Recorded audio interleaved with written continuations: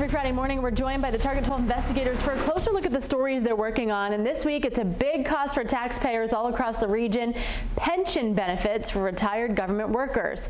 For a closer look, we're joined by Target 12 investigator Ted Nisi, who's been tracking this issue closely for more than a decade.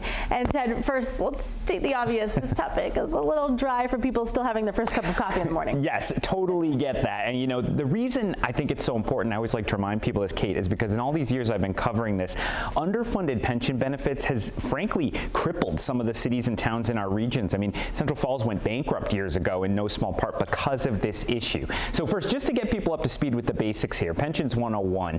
A pension is just a payment made to a retired worker, generally guaranteed. And the reason it's become such a burden for cities and towns is because prior generations promised those benefits, yet they often did not set aside money to pay those benefits. So now the current generation of taxpayers is stuck not only paying benefits for current workers, but also making up that shortfall left for past workers. So basically the bill has come due, and as those workers have retired, the current generation has gotten stuck with the bill. Yeah, and the numbers can really get big fast, which is why we talk about it a lot.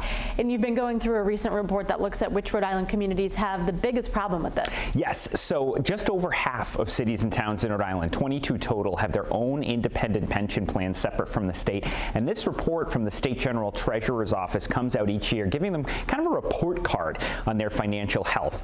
The place that stuck out to me in this year's report was North Providence. The town's pension plan for firefighters is the worst funded in the state.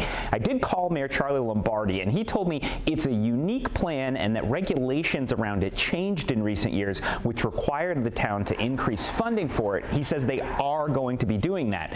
The other place that always jumps off the page is the city of Providence. This one is no surprise. We've talked about it for years. The city's pension shortfall is still over $1 billion, billion with a B, and it's a big reason that the budget is so squeezed there, and frankly, it's going to be a problem there for the foreseeable future. There is, though, some good news I saw in the report, Kate, which is overall the cities and towns are getting good marks for making progress and sort of chipping away at this big problem. Okay, and Ted, briefly, what about our Massachusetts viewers? It's same story over the border, Kate. In fact, there was a recent study that showed Fall River and New Bedford spend more of their budgets on these pension payments than almost any other cities in Massachusetts. Oh, interesting. All right, and for Rhode Island viewers, if you want to see how the pension price tag looks in your city or town, Ted has all that data right now in our story on our website at WPRI.com. Target 12 investigator Ted Nisi, thanks for being here. Good to be here.